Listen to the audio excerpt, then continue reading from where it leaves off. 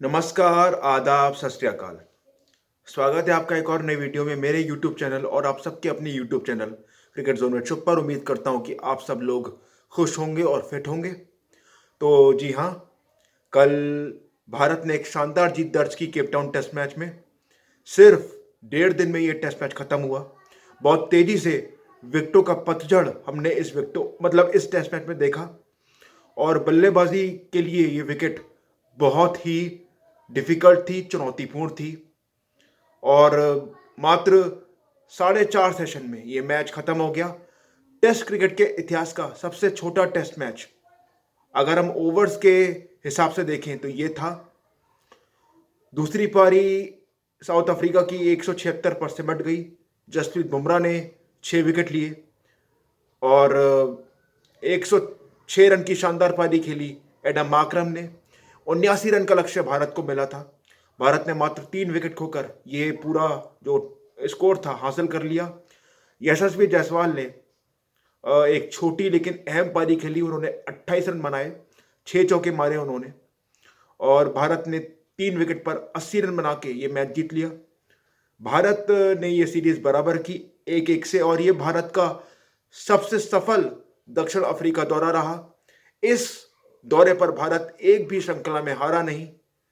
T20 series बराबर रही थी, वनडे सीरीज भारत ने जीती थी, और अब टेस्ट सीरीज भी बराबर रही।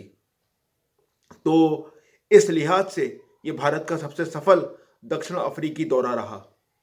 इस टेस्ट मैच में मैन ऑफ द मैच रहे मोहम्मद सिराज, और मैन ऑफ द सीरीज रहे संयुक्त रूप से, यानी joint man of the series, dean Elgar और जसप्रीत बुमराह। डीन एल्गर, जिनकी ये आखिरी टेस्ट सीरीज थी, अब वो रिटायर हो गए हैं इंटरनेशनल क्रिकेट से। उन्होंने इस सीरीज में 2 मैचों में 201 रन बनाए, जबकि जसप्रीत बुमराह ने भी 12 विकेटें इस सीरीज में ली। और मोहम्मद सिराज के मैजिकल स्पेल का ही कमाल था कि भारत ने पहली पारी में 55 पर आउट किया साउथ अफ्रीका को, और भारत वहां से गेम में आगे बना रहा। इस वजह से उनको मैन ऑफ द मैच मिला, मोहम्मद सिराज को, और बुमराह और एल्गर को मैन ऑफ द सीरीज का खिताब दिया गया।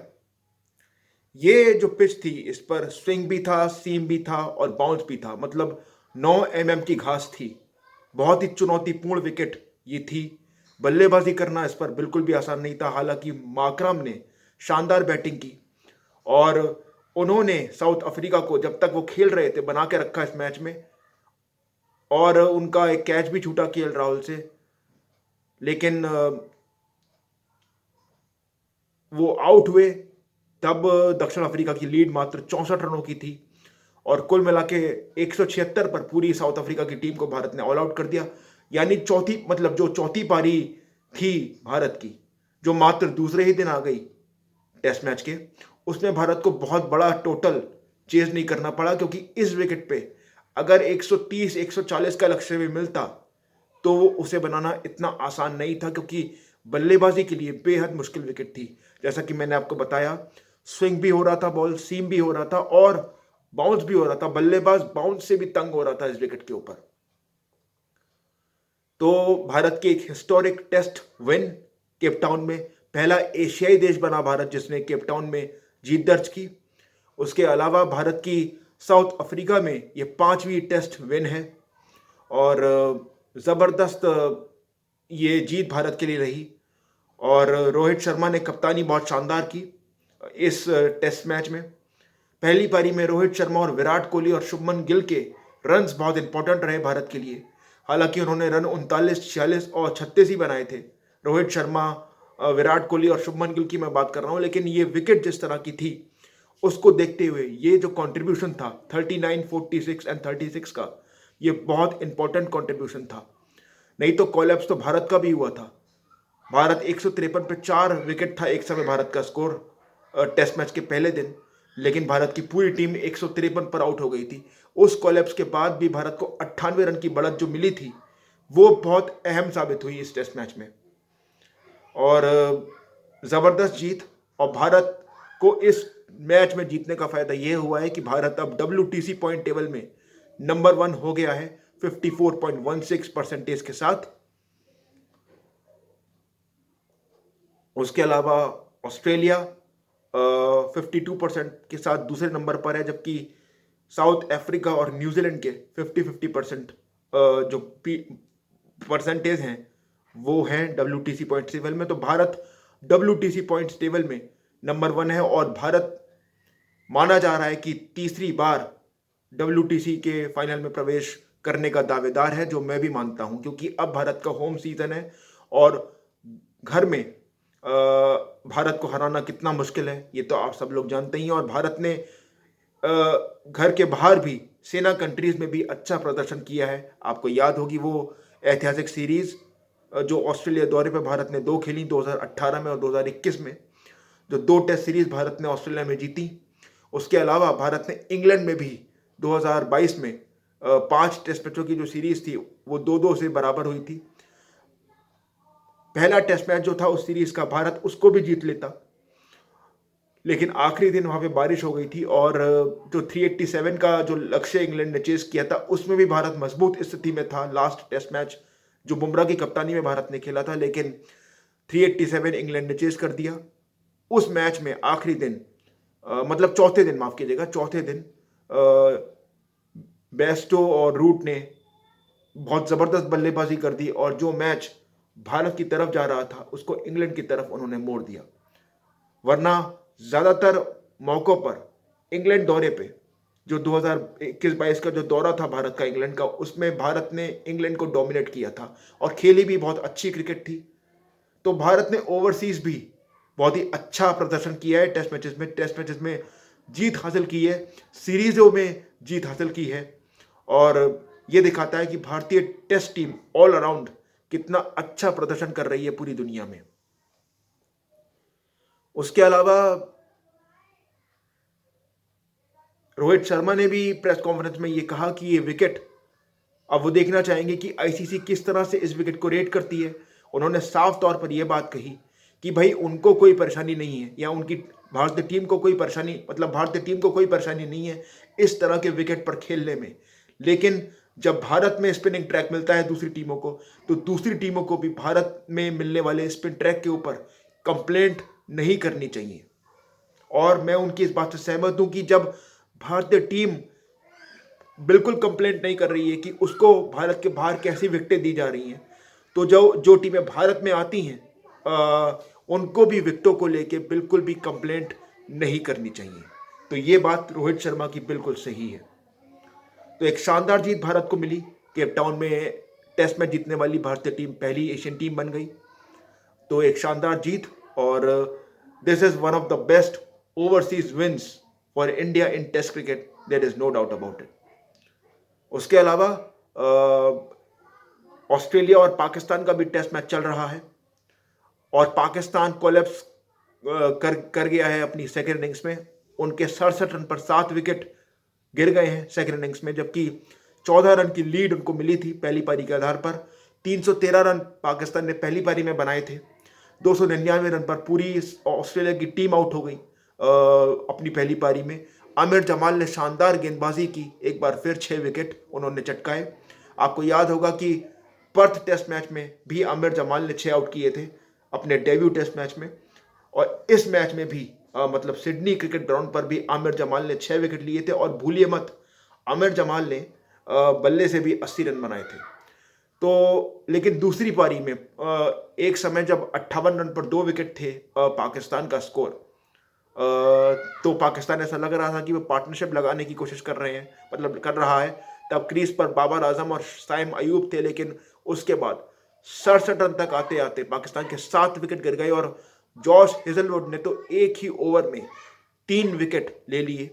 तो पाकिस्तान पूरी तरह से बैकफुट पर है और ये कहना होगा कि ऑस्ट्रेलिया इस सीरीज को 3-0 के जीतने के कगार पर है और पाकिस्तान लगभग इस मैच से बाहर हो चुका है। और जो एक अपॉर्चुनिटी पाकिस्तान के पास थी इस टेस्ट मैच में अपनी पकड़ मजबूत करने की, वो अपॉर्चुनिटी पाकिस्तान ने खो दी है और जॉश हेजलवुड के मैजिकल स्पेल के सामने पाकिस्तान की जो दूसरी पारी है बल्लेबाजी में, वो पूरी तरह से ढह गई है। तो ये है पाकिस्तान और ऑस्ट्रेलिया के बीच के टेस्ट का हाल। आई थिंक कल पहले सेशन में या ज़्यादा से ज़्यादा दूसरे सेशन तक ऑस्ट्रेलिया जीत हासिल कर लेगा। रिजवान अभी खेल रहे हैं, उनके साथ आमिर जमाल हैं। उन्होंने पहली पारी में अच्छी बल्लेबाजी की थी और रिजवान तो प्रॉपर बैट्समैन है, लेकिन मुझे अब पाकिस्तान की जो डगर है, जो रास्ता है पाकिस्तान का इस टेस्ट मैच में, मुझे काफ़ी मुश्किल नज़र आता है। और बाबर आजम बुरी तरह से फेल हुए हैं इस पूरी सीरीज़ में। उन्होंने एक भी 50 नहीं बनाया इस सीरीज़ में, 21 की उनकी एवरेज रही है। तो अपने प्रदर्शन से बाबर आजम बहुत निराश होंगे और उन्होंने काफ़ी डिसअपॉइंट किया है पाकिस्तानी टीम को अपने इस प्रदर्शन से, अपनी इस परफॉर्मेंस से। उसके अलावा खबर T20 वर्ल्ड कप को लेकर आई है। T20 वर्ल्ड कप का टेंटेटिव शेड्यूल जो है वो आईसीसी ने जारी कर दिया है। ग्रुप स्टेज किस तरह के रहेंगे वो बता दिया आईसीसी ने, तो वो मैं आपको बता रहा हूं अब। तो जो ग्रुप्स हैं वो इस तरीके से हैं। Group A, India, Pakistan, Ireland, Canada और USA. Group B, England, Australia, Namibia, Scotland और Oman. Group C, New Zealand, West Indies, Afghanistan, Uganda और पीएनजी। और group D, South Africa, Sri Lanka, Bangladesh, Netherlands और नेपाल। 4 जून से वर्ल्ड कप की शुरुआत होगी T20 के और 30 जून को फाइनल खेला जाएगा। इंडिया पाकिस्तान का मैच 9 जून को न्यूयॉर्क में होगा और भारत अपने अभियान की शुरुआत अभी जो टेंटेटिव शेड्यूल में बताया जा रहा है 5 जून से करेगा। आयरलैंड के साथ भारत का मैच होगा, वो भी न्यूयॉर्क में ही होगा। तो ये एक टेंटेटिव शेड्यूल जो है मतलब टेंटेटिव जो शेड्यूल है आईसीसी ने और ग्रुप स्टेज, इसका ऐलान कर दिया है आईसीसी ने। और बहुत ही एक्साइटिंग टूर्नामेंट होगा ये 4 से 30 जून के बीच। वेस्ट इंडीज और यूएसए में।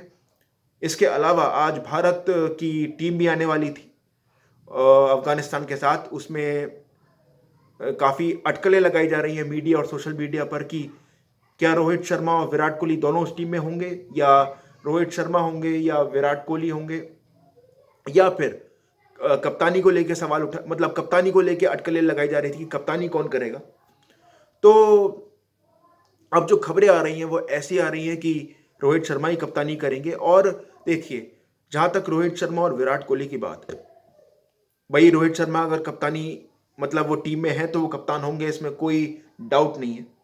उसके अलावा विराट कोहली पे भी ऐसी खबरें आ रही थी। कल मैं सोशल मीडिया में पढ़ रहा था कि कुछ लोग कह रहे हैं कि Virat Kohli T20 world cup की टीम में नहीं होंगे। भाई विराट कोहली बहुत बड़े प्लेयर हैं और T20 विश्व कप में उनके बिना जाना, इसका तो मैं सोच भी नहीं सकता। अगर रोहित शर्मा कप्तान है T20 विश्व कप के, जो लग रहा है, जो खबरें आ रही हैं कि रोहित शर्मा ही कप्तान होंगे, और अगर बीसीसीआई ने यह फैसला किया है तो उन्होंने कुछ सोच समझ के ही किया होगा, तो ठीक है, रोहित शर्मा को ही कप्तान होना चाहिए T20 विश्व कप का। जब बीसीसीआई ने प्लान कर लिया है तो हमें उनके प्लान पर भरोसा करना चाहिए, क्योंकि रोहित शर्मा भी बहुत बड़े और सीजन कैंपेनर हैं। और विराट कोहली भी T20 विश्व कप की टीम का हिस्सा होंगे, ये मेरी राय है। क्योंकि विराट कोहली जैसे बड़े प्लेयर के बगैर आप T20 विश्व कप में जाने का सोच भी नहीं सकते। तो उन लोगों पर मुझे हंसी आती है जो ये बातें कर रहे हैं कि विराट कोहली के बगैर हम T20 विश्व कप खेलेंगे।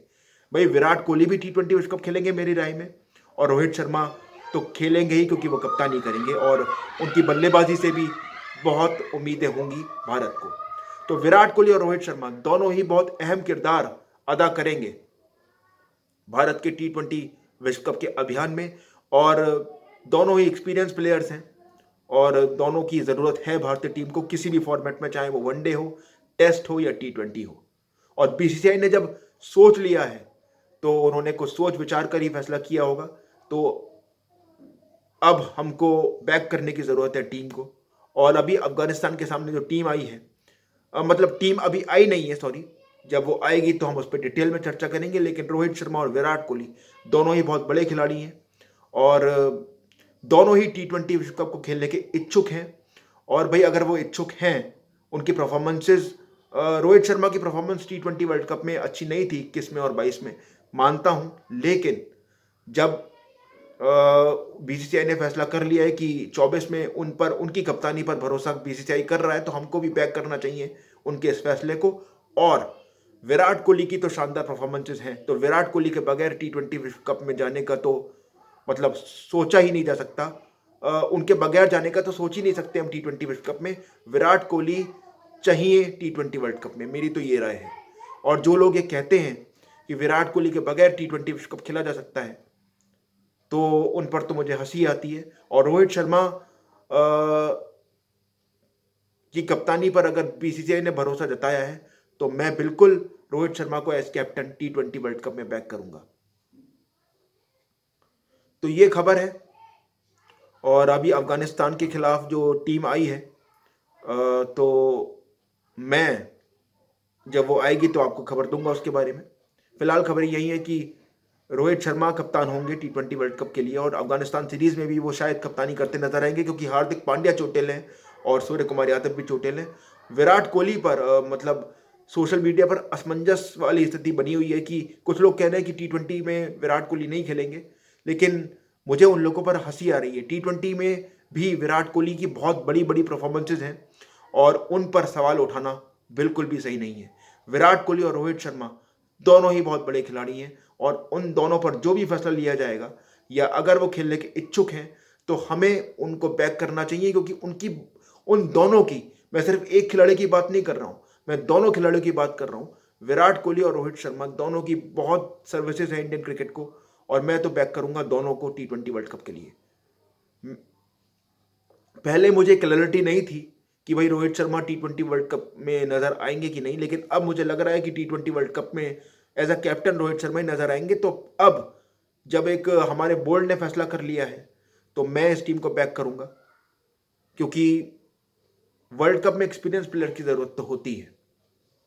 हालांकि मानता हूं कि 21 और 22 में उनकी परफॉर्मेंस नहीं है, लेकिन हालांकि फॉर्मेट दूसरा था, वनडे का फॉर्मेट था वर्ल्ड कप में 2023 में, लेकिन जिस इंटेंट के साथ बल्लेबाजी की रोहित शर्मा ने, वो इंटेंट तो पूरी दुनिया ने देखा था। और अगर उस इंटेंट से, उस पॉजिटिव एटीट्यूड से रोहित शर्मा बल्लेबाजी कर पाए, जो वो कर सकते हैं, उनमें काबिलियत है, तो भारत के लिए बहुत अच्छा होगा। और विराट कोहली भी बिल्कुल T20 टीम के लिए जरूरी हैं। उनकी परफॉर्मेंसेस हैं 2014 में, 2016 में वो मैन ऑफ द टूर्नामेंट रहे, और